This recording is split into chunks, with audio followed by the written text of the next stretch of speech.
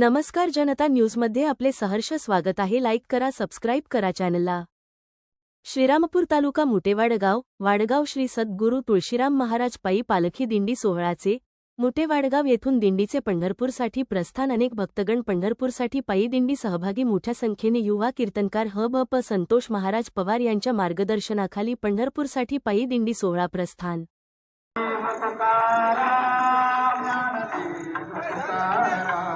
मी पत्रकार रमेशराव पाटील नाईक, श्रीरामपूर तालुका प्रतिनिधी, जनता न्यूज. वाडगाव येथून श्री संत तुळशीराम महाराज दिंडी प्रस्थान होत आहे पंढरपूरकडे.